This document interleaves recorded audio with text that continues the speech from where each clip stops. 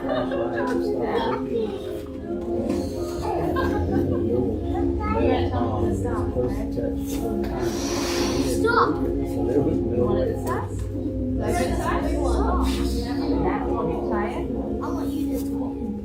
Wow. Yours is way bigger. Yeah.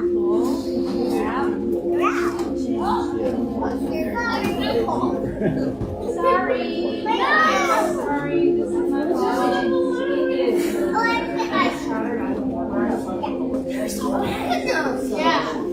Yeah. They go way bigger though. On those balloon blowing machines. You know that feeling like that? I don't know if you get this feeling, but I get this feeling in my body when I'm blowing up a balloon and it gets bigger and bigger, and like my body just gets tighter and tighter. Because like, Ow! I get scared. yeah, it's kind of exciting and kind of terrifying. It is. Especially on how to blow up. That's really hard to do.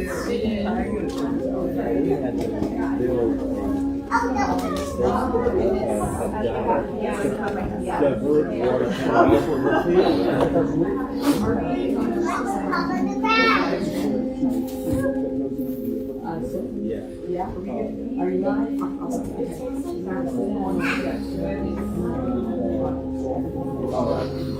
Our church gave you.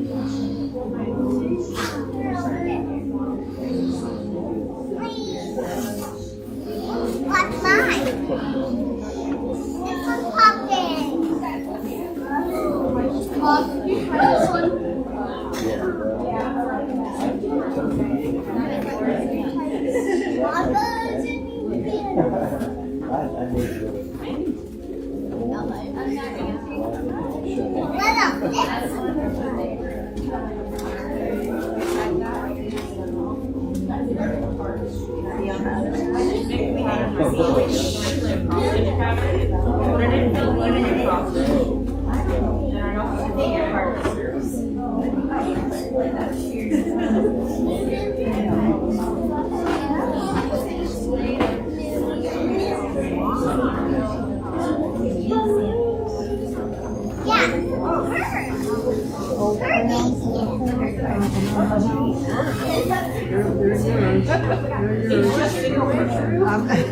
Every week I'm going to bring you something. So.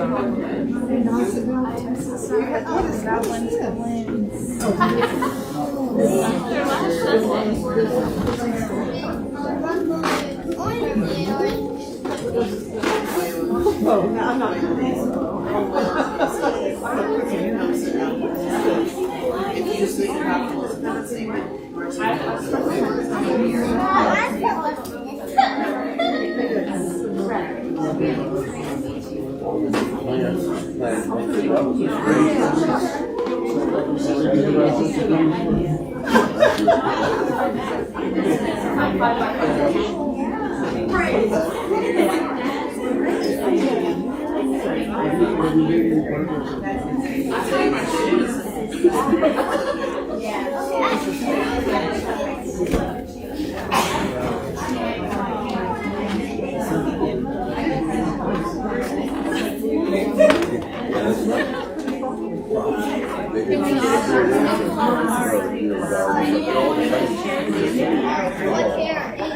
Did you do it? Oh my God! I'm proud of you, but that is not what I have. Yeah, this was last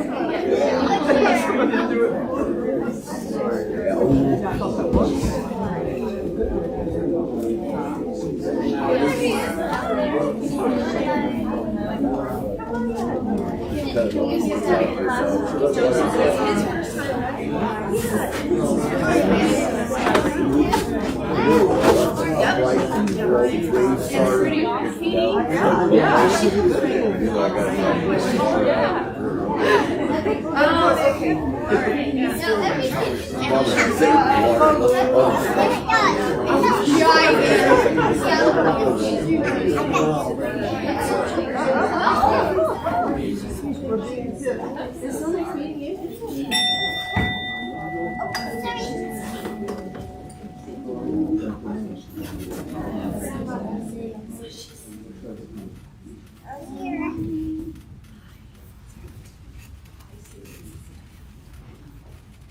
morning. My name is Mo.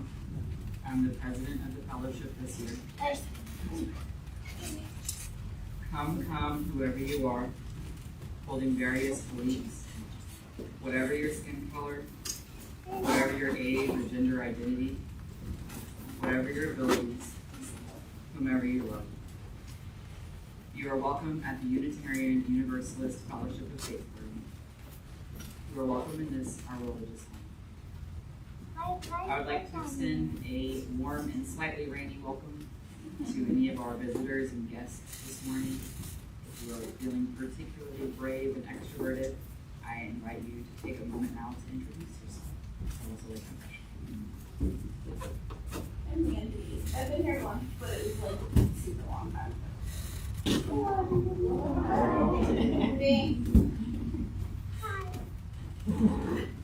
you haven't yet, we hope you have given or will give us some contact information for our guest registry, which is near the front entrance out here. You can also find more information about us on our webpage at uustatesboro.org. For the month of May, I feel like every week, maybe one day I'll figure out what was funny. For the month of May, half of our offering that is not designated as a pledge will be shared with Boston Bowl.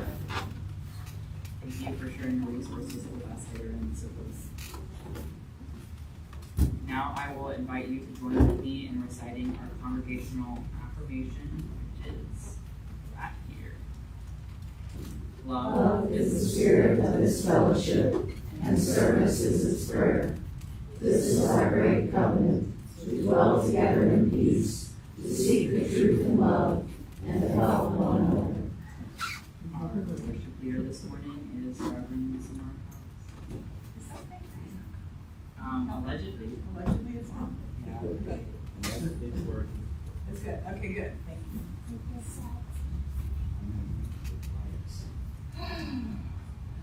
Good morning. Good morning. So, how many of you are carrying a story about umbrellas opened indoors? Show of hands. Yeah.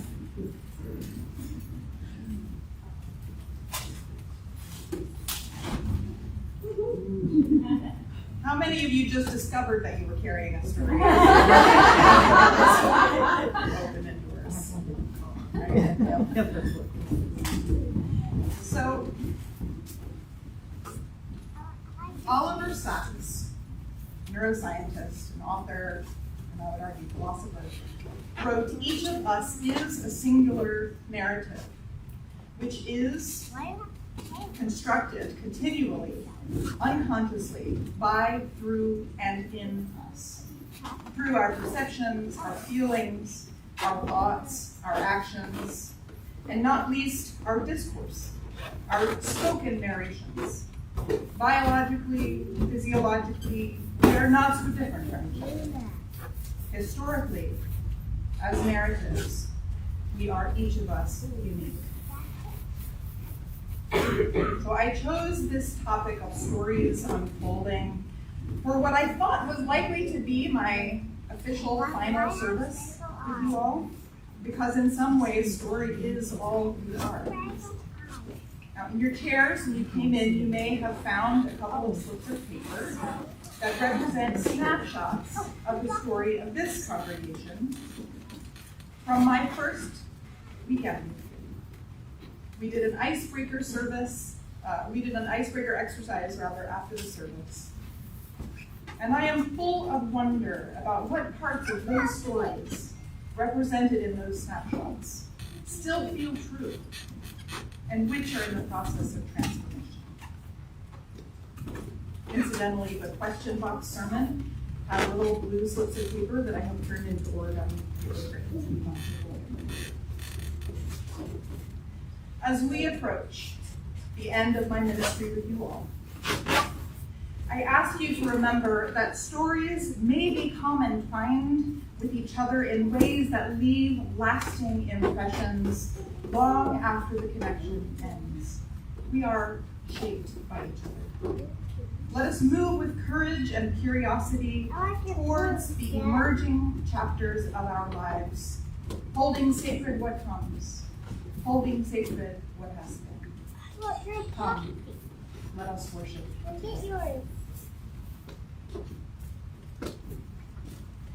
Our chalice lighting words are by Irene Glass.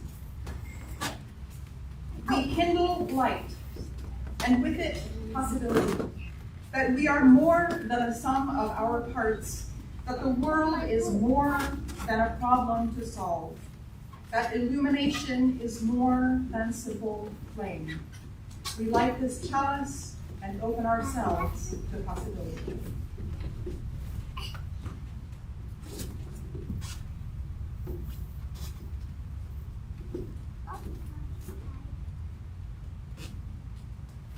Please rise and embody your spirit while we sing our chalice response. 2 rounds of Rise Up, O Flame, which Mo will play for us. Rise up, O flame, by thy light glory, show through us beauty, vision, and joy. Rise up, O flame, by thy light glory, show through us beauty, vision, and joy. And now, if you will turn and greet one another. And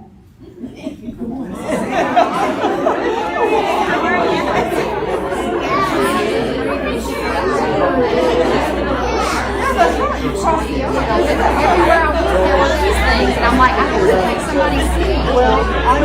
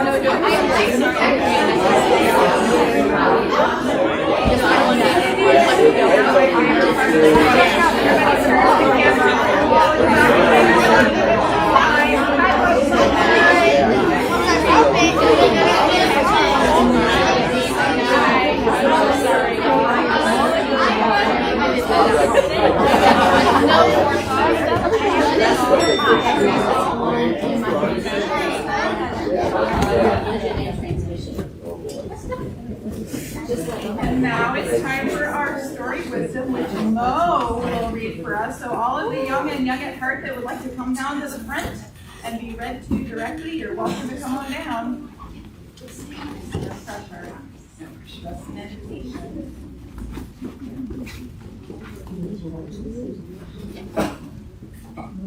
The story is called You Are a Story.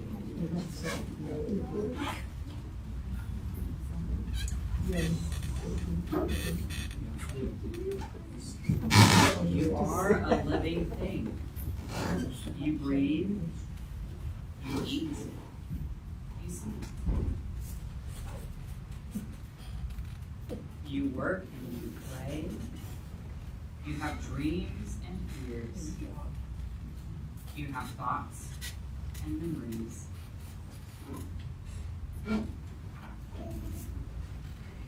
You are someone's child. You might have one parent, or 2, or 5, or 6, 7. You might have relatives who take care of you. You might be adopted. No matter who your family is, you deserve all the love you can give.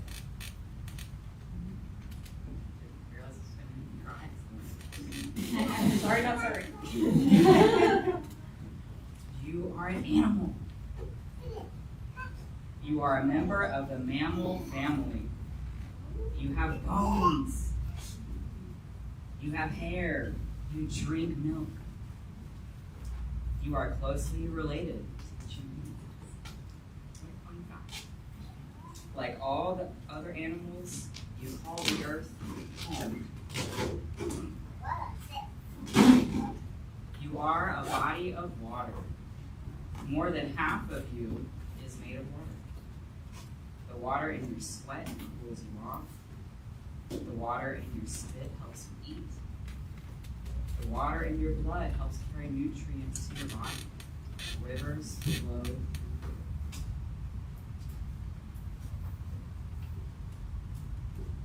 You are an astronaut. You are a passenger on a ship called Earth. You sail around a star called the sun. The sun voyages through a galaxy called the Milky Way. You are always moving through space.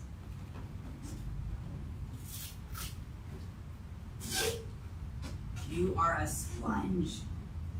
You are constantly soaking up new information. You are a student of the world. Can I interrupt to just ask everybody to make a sponge noise right now?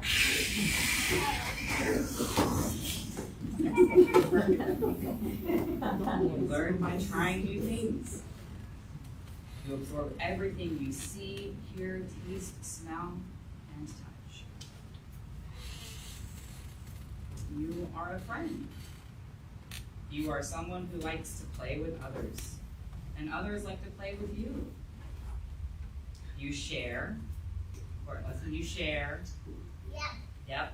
You listen, you share. I'm so proud. You care about how others feel. You are someone others can count on. You are under construction. You are not a finished person.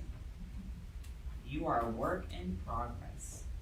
You are growing and learning and changing every day.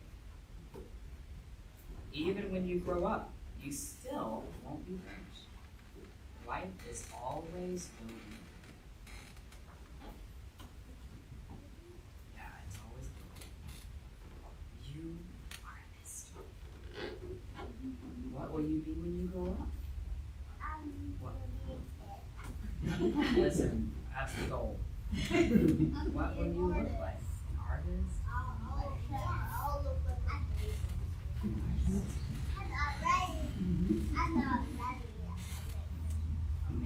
Listen, you are. I've seen your art. That's right. Will you have children of your own? Where will you live? Who will you live with? Nobody knows.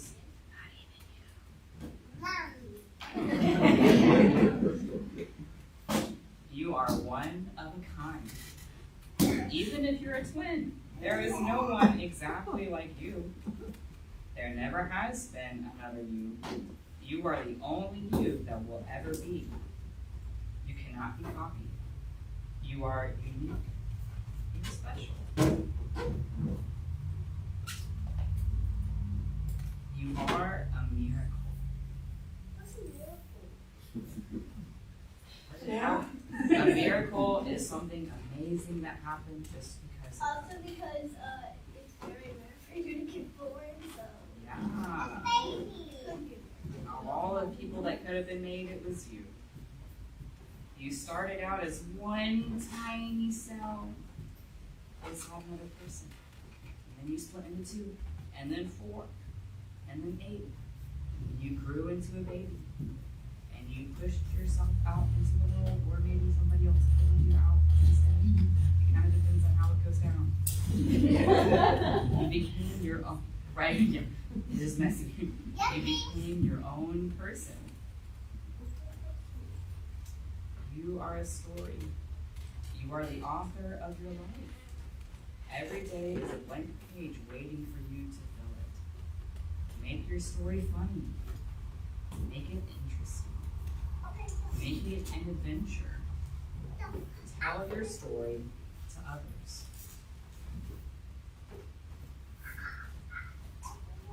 Then listen to theirs.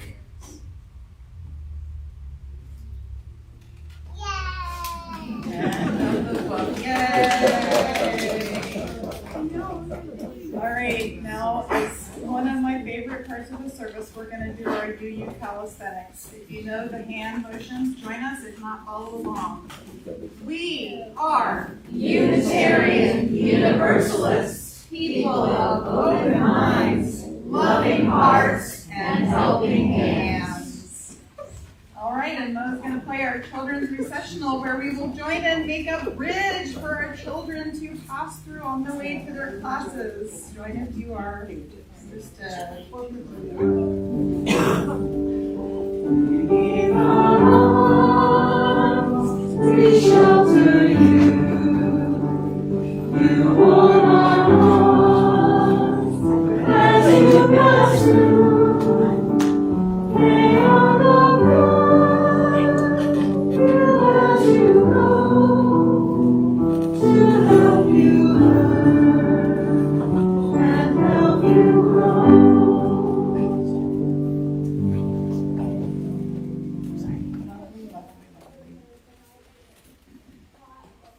Now is the time in our service when we invite you to make a gift of your treasure. As Mo mentioned in the welcome, we are sharing the plate in May with Fostering Bullock. Right? And if you would like to put a contribution toward your pledge in there, please make sure it is marked on your check. And if the treasure of your lives are scarce and you wish instead to consider how you might donate your time or your talent, please contact Mary or I or Mo after the service. Mary, can you raise your hand? There you go. Mary's at the back. Okay, now we will pass the bowls. Thank you for your asking.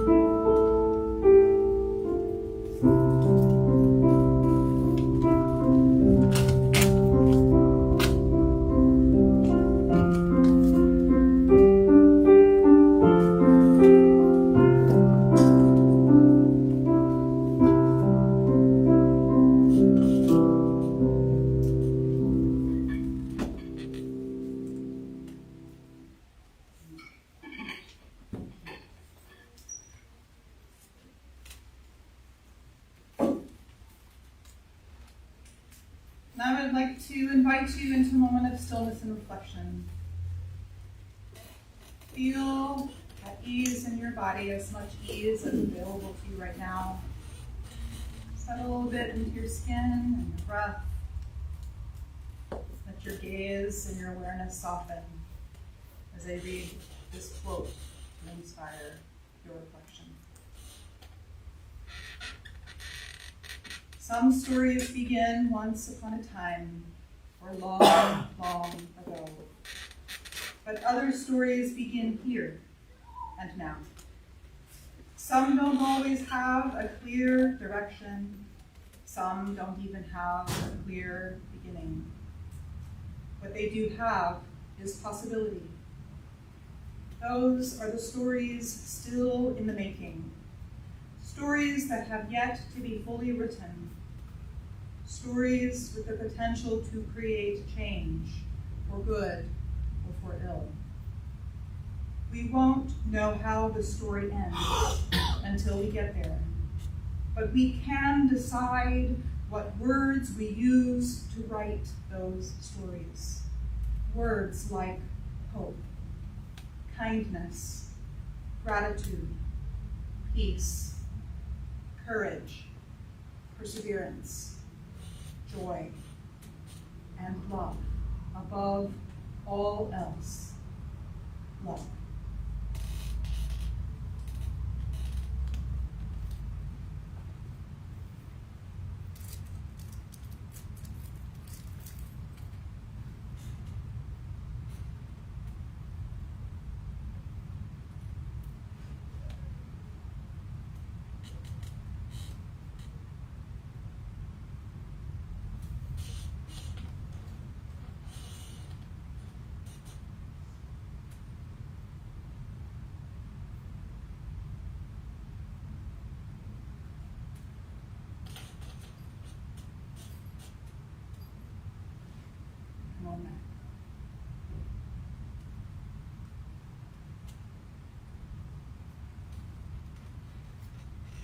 Wikipedia says, don't at me, the left brain interpreter is a neuropsychological concept by Gazzaniga and Ledoux that refers to the construction of explanations by the left brain designed to help us make sense of the world by reconciling new information with what was known before.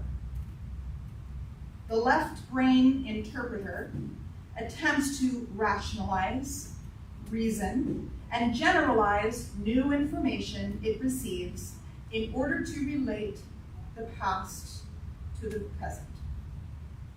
End quote. The left brain interpreter, however, is not an unbiased perspective. Neuroscientists are now coming to understand how much our perception and understanding of reality is shaped by what we carry in here in our craniums. The bulk of nervous system pathways in the body, for example, do not lead from the outside in, as you might think creatures built to perceive might be arranged. The bulk of nervous system pathways travel from the inside out.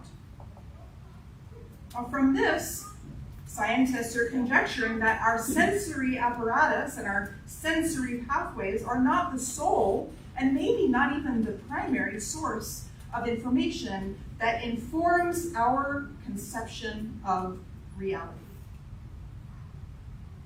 There's a fascinating lecture by cognitive philosopher Andy Clark that I will share in the Facebook group later this afternoon for anybody who's interested. In this hour-long or so lecture, Andy Clark goes into detail about how and what we call reality is mostly a set of predictive routines in the brain that are constantly generating models of reality. The system is so elegant and seamless that in some cases, the perceived reality is more convincing than the facts, and may psychogenically, that is to say, generating from the psyche,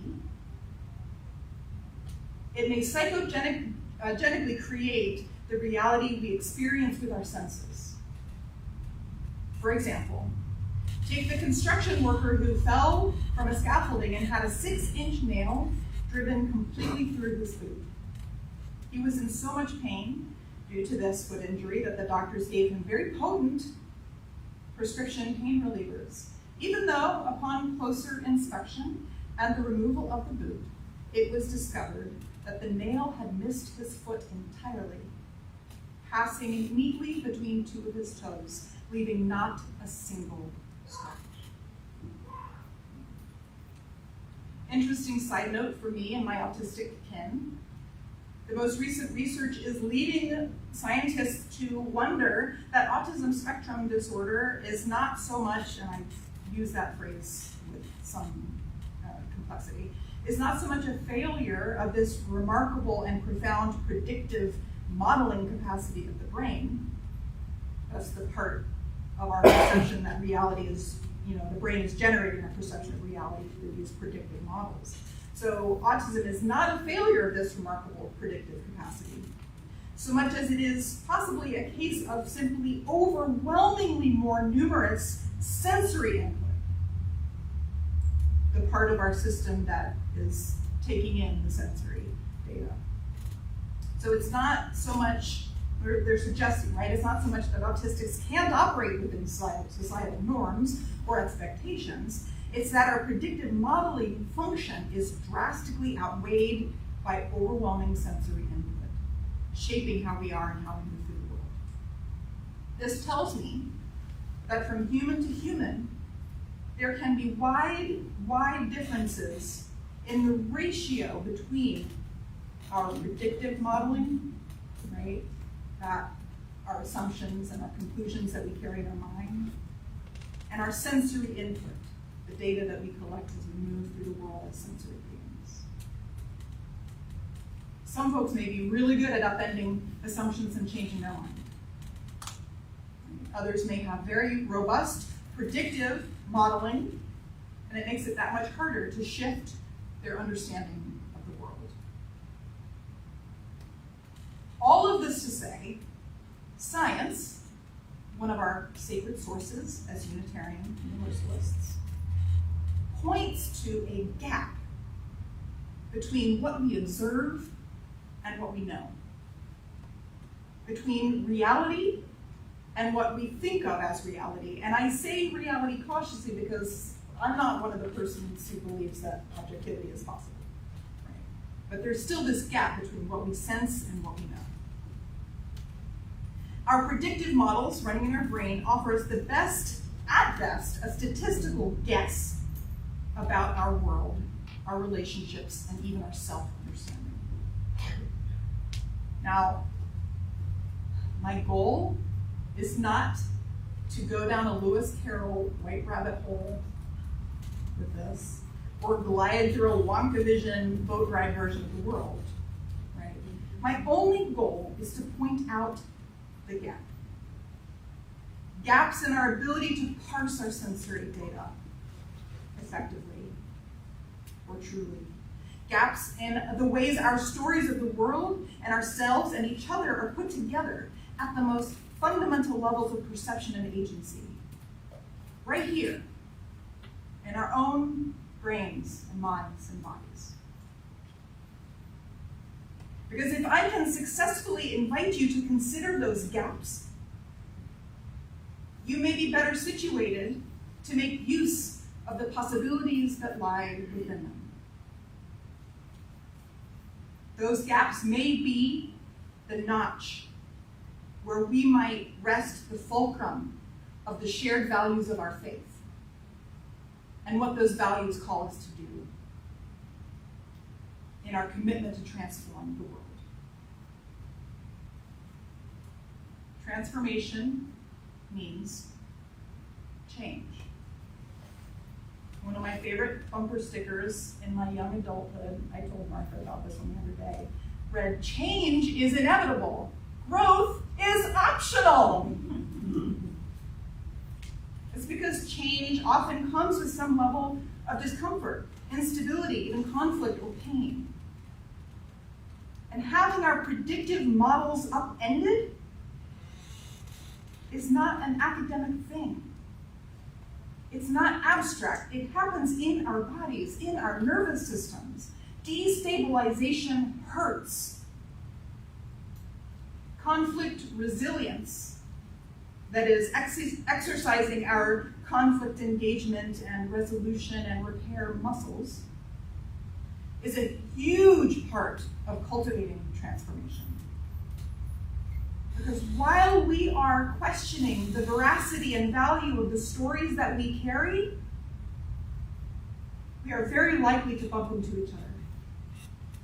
Or bump up against truths we continue to hold close even when they no longer serve us. Or worse, are barriers to transformation, or growth, or healing, or connection. Now, I know y'all, and I know that you like to do stuff.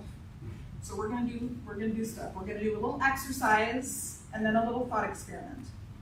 So the first one is hopefully easy. Consider it a practice session. I'm going to invite you to turn to your neighbor where you are for 4 minutes, 2 minutes each, and ask each of you to share, or you can type it in the chat if you like, what is a story that you held true about this church this time last year?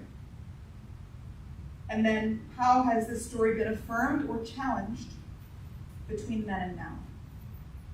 Got it? What is a story you held true about this church, and how has it been confirmed or challenged since then? Go ahead and turn to your neighbor. I'll set a timer for 4 minutes.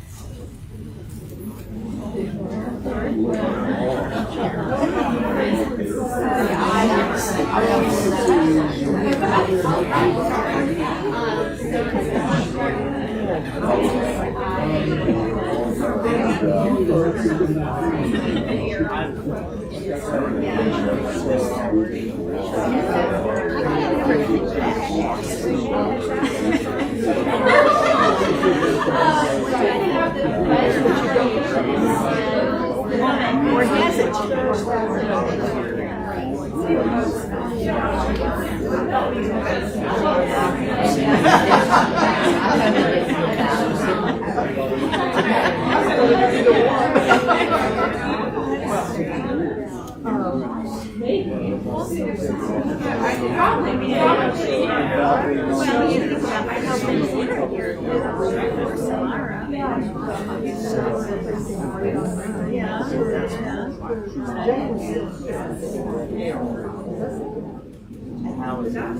I know Rev Samara. I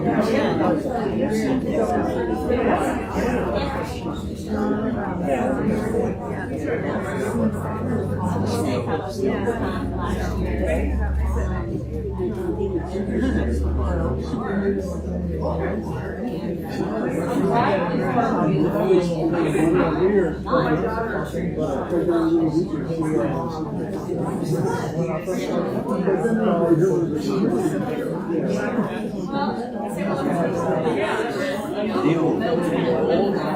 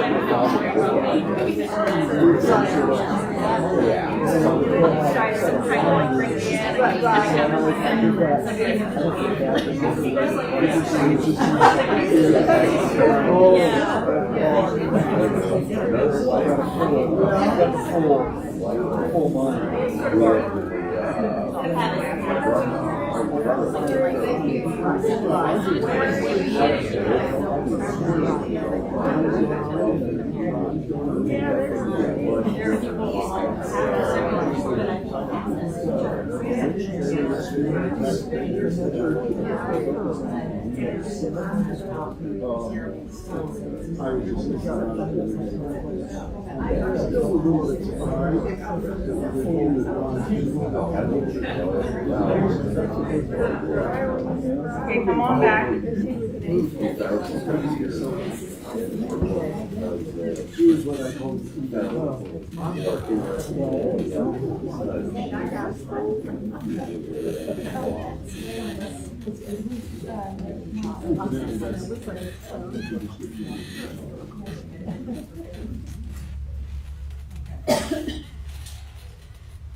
So for the second part, which may be a little more tender, I will invite you to a moment of inner reflection rather than sharing right now, although it may inspire you to share with others later, which is great. But I will invite you to settle into your seat, maybe close your eyes again or soften your gaze if you like, and imagine with me a small, friendly, enclosed area in your mind. This is a contained area, but it is a pleasant one, like a park or a dog run or a cozy hideaway, or like a super collider, if that's how you roll. But it's pleasant. This is your free thought arena for today. In this arena, you can imagine things freely without worrying about harm coming to yourself or others, knowing that any consequences of your thinking are contained within your imagination and within this free thought arena. Now, in the sanctity of this free thought arena, I would like you to think about a story you are carrying about yourself or your world that is not serving you. Something that has you feeling stuck or limited or disempowered or despairing. Now, in this free thought arena, I will invite you to allow yourself to pick apart that story just for a minute. Just for a minute. This is a thought experiment. It might mean letting yourself imagine a solution you are afraid to put into action, or letting loose with feelings of anger or frustration long enough to notice what is underneath them. This free thought arena is not a planning space. You are not planning action. You are giving your imagination a little free rein in order to loosen the hold of your predictive modeling brain, to move around a little bit in the gap we were talking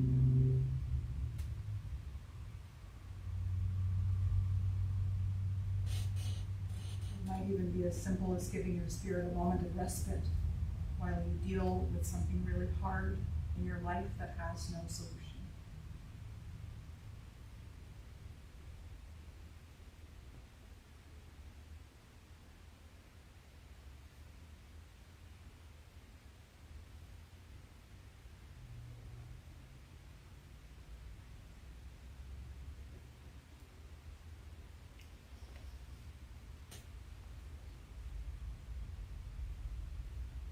Now, it might be that this small bit of free rein allows you to notice something new that you may or may not decide to take action on.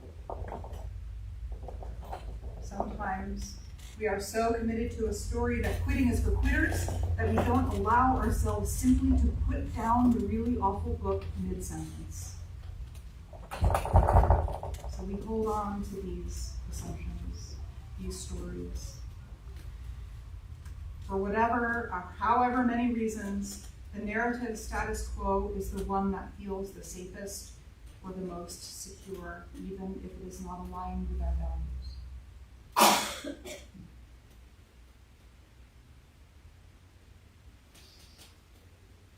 Now, this concept of the free thought arena is one way that I have gotten myself through some really challenging transitions, some really painful periods of discernment in my life. Because in this free thought, imagination-only space, we are pausing in the gap, so to speak. Giving ourselves time to imagine long enough for our values to chime in.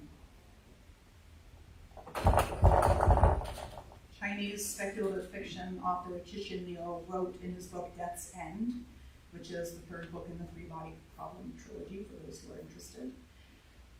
He wrote, "Weakness and ignorance are not barriers to survival. but arrogance is. I'm going to say that again. Weakness and ignorance, very important distinction.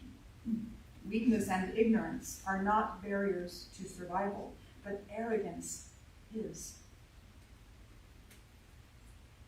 Arrogance that puts our view above anything else, which I hope this message has showed you might be happening unconsciously in your own brain. Right? Being vulnerable and not knowing what the hell we are doing don't prevent us from learning and growing. But arrogance might be enough of a barrier. Arrogance is not always a conscious affair. In our framework for today, a commitment to our assumptions or to the outputs of our brain's predictive modeling is a form of hubris, pride. And what do you know about pride? Pride goeth before the fall.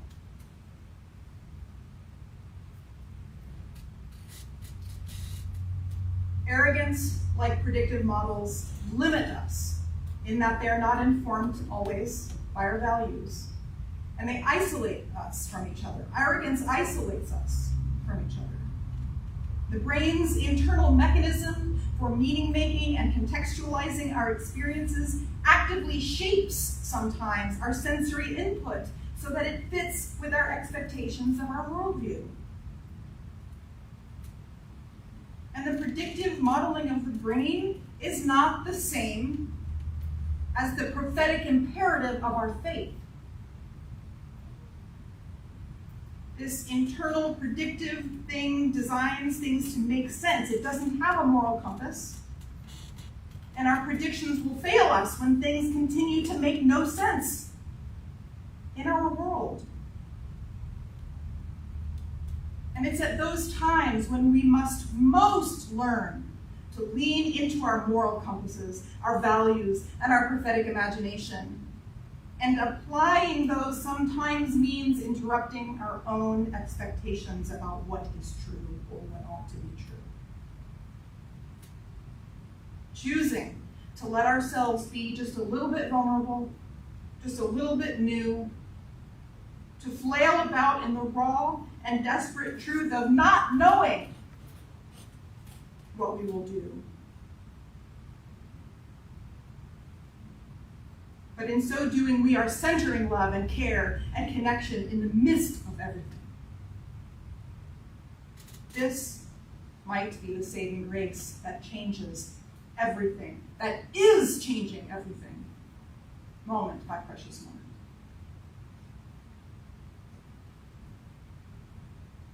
We are finite beings, given finite tools and a capacity to imagine great things. Moving through a world of infinite possibility, it is natural for us to draw conclusions about our experiences. We need those conclusions because without some kind of constraint, some kind of limitation, action becomes abstract, meaning becomes academic. Our conclusions help us to assess and discern. I am not suggesting that you should not draw conclusions out of the morass of information and input available to us. I'm not even sure that's possible. I am only suggesting that you recall, as often as you can, that you drew them. That you treat these conclusions as such. That you do your best to draw some of them in pencil, to make it easier for you to erase and redraw pieces of them where your mind, your heart, and your values know that what you thought you knew is not serving your thriving, or the thriving of this community, or the thriving of all beings that is the beloved community of our deepest longing. We are stories, unfolding and refolding like origami angels, unfolding and refolding like a choose-your-own-adventure novel that we are collectively writing even as we read. I am not asking you to forget everything that you know or thought you knew. I am only asking you to remember that we are only ever in the middle of the story. That things begin and end all the time. That we are nourished and challenged, yes, by those beginnings and endings, and still, amid all, love persists, love awaits, love abides, waiting only for us to notice and choose. Virginia Woolf said, "What matters is not so much the end we reach as our manner of reaching it. Truth is various. Truth comes to us in different disguises. It is not with the intellect alone that we perceive it." End quote. We are paradoxes moving through this world, both beholders and beholden. Hold lightly to the threads of the stories you write, the stories in which you are being written. For there may come a time when you may find it useful to let go in favor of a new thread, a new story, a new unfolding. Whatever we may we do so in the service of love, knowing that life is a work in progress, that you, that I, that we are all works in progress. That our service may be clear and it may be messy, but that our values and our prophetic imperative to build the beloved community and our capacities to learn and unfold the story further are all a part of a saving grace. So may it be. So may it be ever becoming. Amen.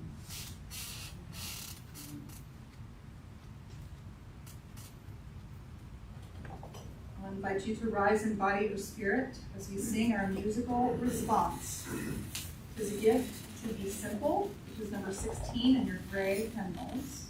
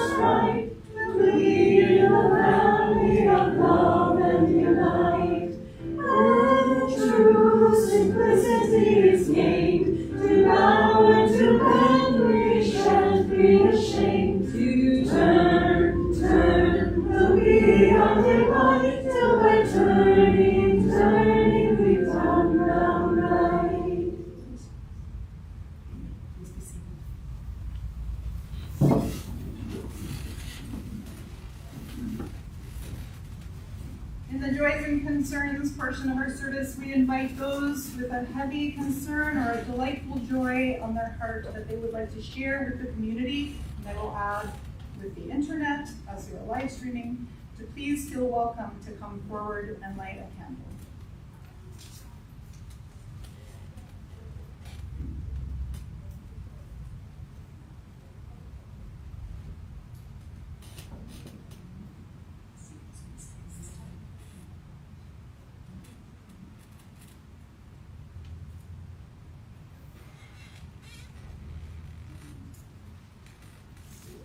Alright, so you know that I don't usually have too many joys to share, but today I have two.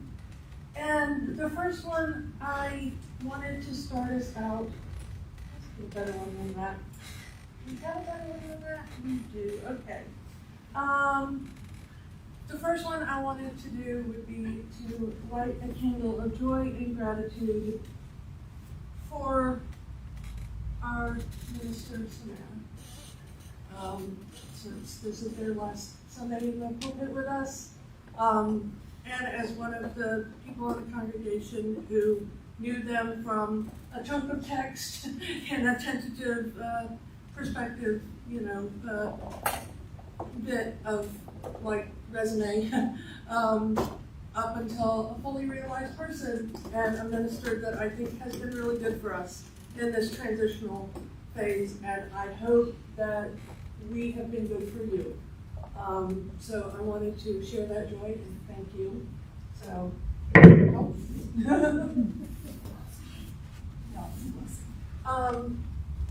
and the other one is more personal.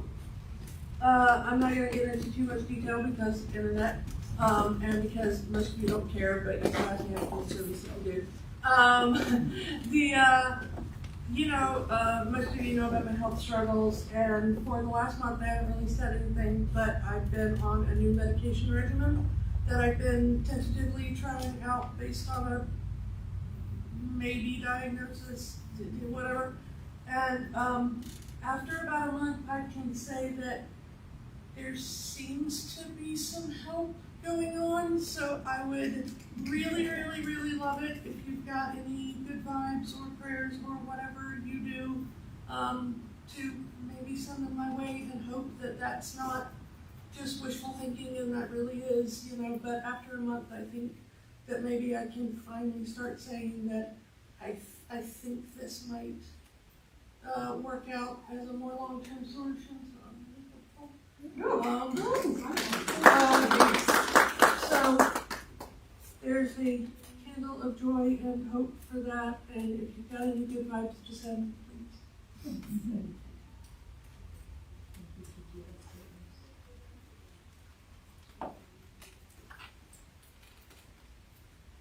I'm not sure if I have talked about it. If I haven't, I can imagine not talking about it, but my retreat that I am hosting is next weekend, and I'm super excited. We have one bed left. Wow. That's it. And it sold out almost.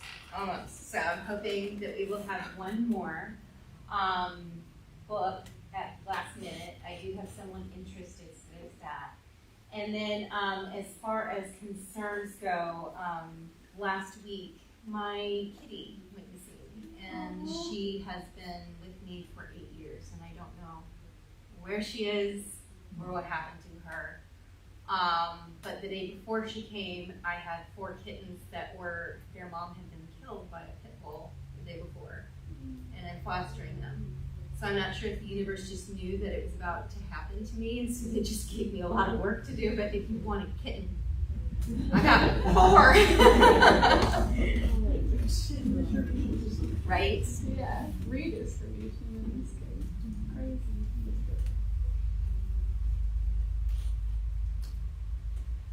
Well, I will light a candle of concern, holding my mom in care because her longtime kitty, died a couple days ago.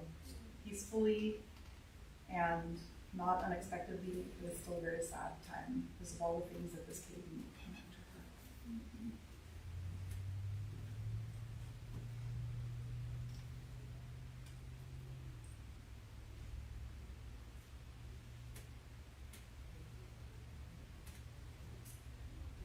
Okay, I'm gonna also light a candle of joy because I don't know if you have seen this beautiful piece of art that Katie made and William gave to me to remember him by, but I'm gonna hold it up, and that's my candle of joy. Aww. It's a kitty. We have lots of kitty vibes happening today. So thank you to William and Katie for that. Beautiful. I told him it's gonna go on my altar wall, so delightful addition. Anybody else? Okay. Then I will light one more candle for the tender concerns and quiet joys we hold in our hearts.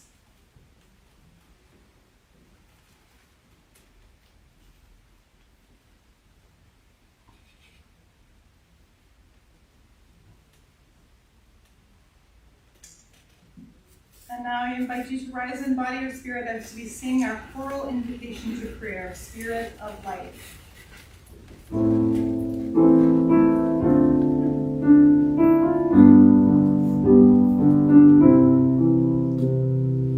Spirit of life, come unto me.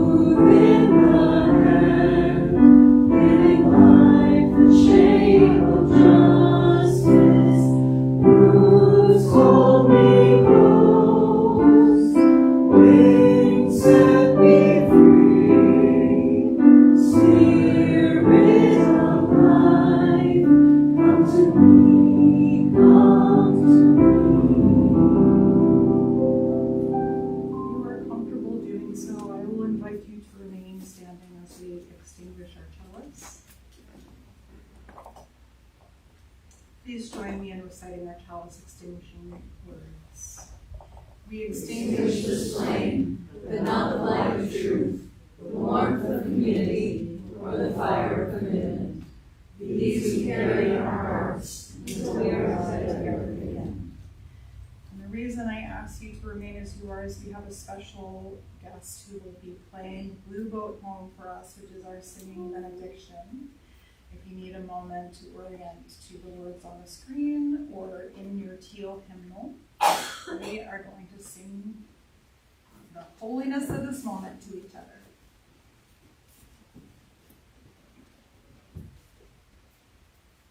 You can make it energetic.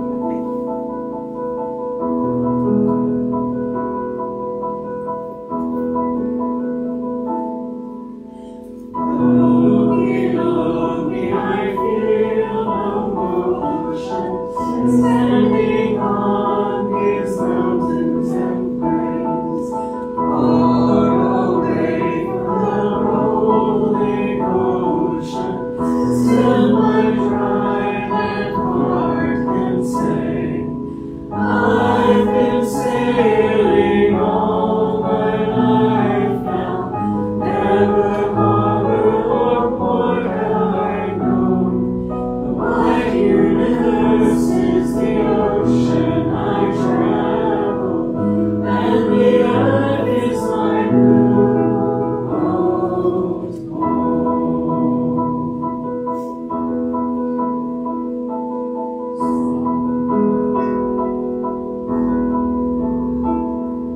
Sun my sail and moon my rider, as I climb the starry sea, leaning over the edge in wonder, casting questions into the deep, drifting here with my ship's companions, all weekend with pilgrim souls, making our way by the lights of the heavens in our beautiful blue boat home.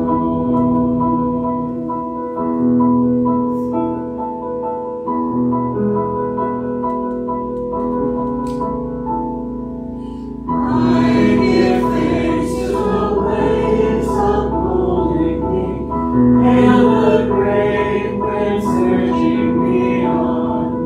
Breathe the infinite sea before me, sing the sky my sailor's song. I was born upon the fathoms, never harbor or port have I known. The wide universe is the ocean I travel, and the earth is my blue boat home.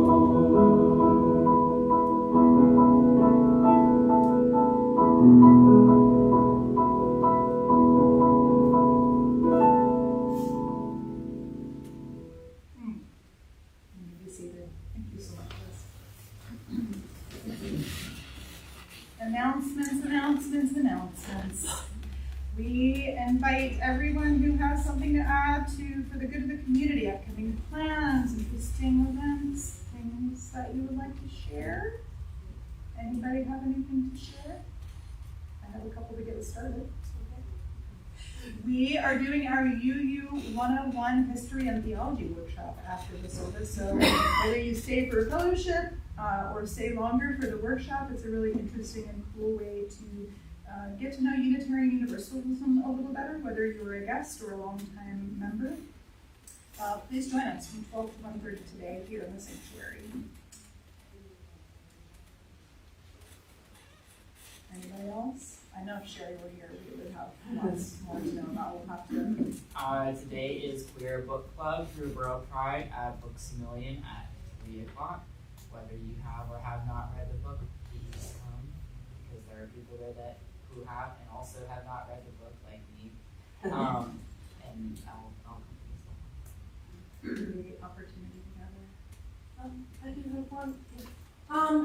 So, for those of you who do live in the Statesboro Bullock area, and I'll say this since Sherry isn't here, I read in Grace Connect the other day, and I think there may have also been something in the Statesboro Herald, I don't know. But, you know, they've been debating, the city council has been debating letting AI data centers build in the Statesboro area. They have struck down the, what's called like the mega center thing, which is anything over 50 acres, but they are considering things smaller. And one of the things that massively concerned me, because I know that it's like dear to a bunch of us here, and I do consider it very close to our Unitarian Universalist theology, is that the mayor said in Grace Connect that he has not been contacted by anybody that's like against, you know, data centers, period, just like the really, really huge ones that take up all the farmland and stuff. And one of the things that they suggested was, for those of you who've been here long enough, the Old Winn-Dixie, which is right now behind what's they called, Elio's, the little coffee shop, and the new Azul place, and there's like a Jiffy Lube there and stuff. It's that empty building in that little strip of businesses. And that's like right in the center of town.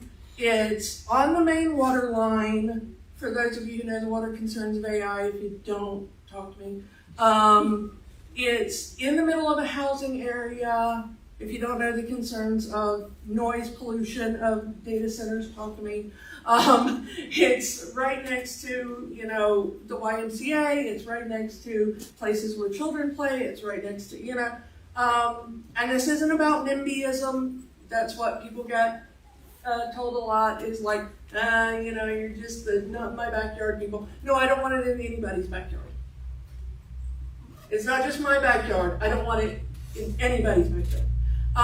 So if you're the sort of like-minded person that agrees with me and you live here in Statesboro, please contact, you know, Sherry on the city council or the mayor, Jonathan McCollar specifically, and say like, hi, you know, there are people in Statesboro that are not just against the big ones. We're just against them being in our town and using our water supply and polluting our air with noise and pollution. And, you know, go look up Representative Alexandria Ocasio-Cortez holding up water from Georgia in a place where they just added an AI data center. It is disgusting and gross, and everybody in that area now has to import bottled water. I don't want that to happen in Statesboro. So we are a very politically involved congregation, and I'm proud of us for that.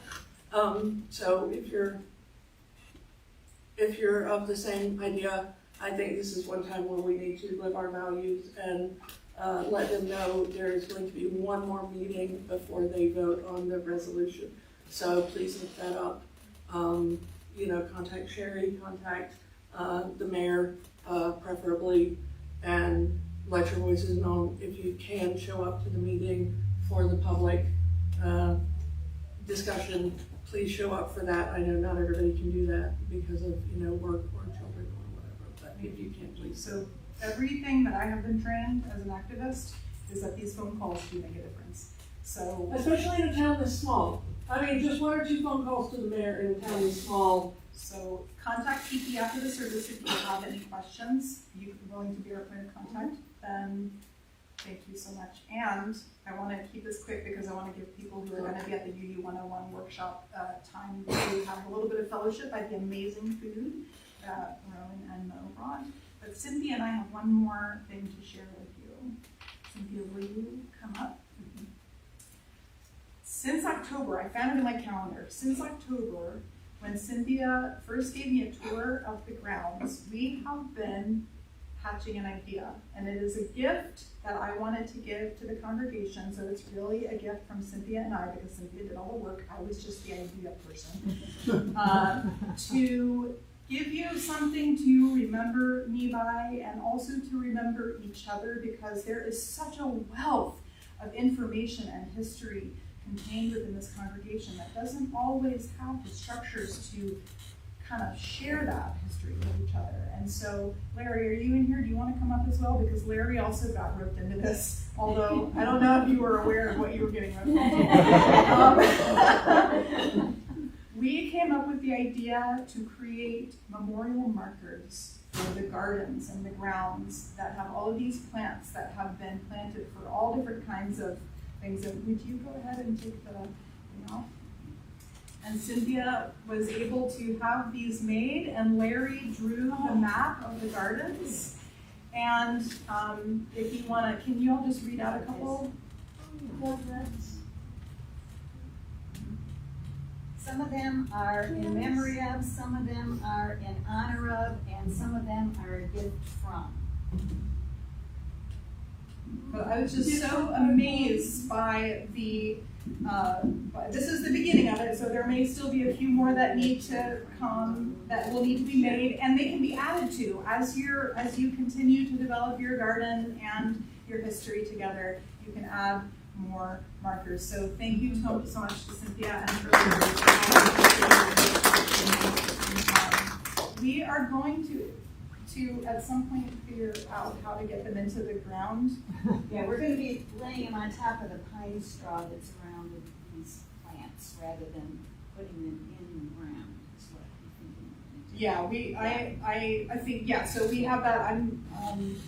It's a work in progress, y'all. We're gonna figure it out, but we can have a conversation later. But I think what's gonna happen is those of you who are interested, you grab a brick or two, and we're gonna actually go out and start to lay some of these out. We may not be able to do them all today in the time that we have, but we will get it worked out, and I just want you to know what a blessing you all are and what a privilege it has been to serve with you. All right? Let's go eat. No. Oh, no, sorry. No, I'm so sorry. We have to go over to one final, it's not really an announcement. Oh, So, Beautiful bag. it's a very beautiful bag that contains absolutely nothing in it. that's my favorite thing. It actually contains something that was made by a member of our congregation who seems to remember us by. Not gonna cry. I might already, but If you don't cry, I might lose a bet.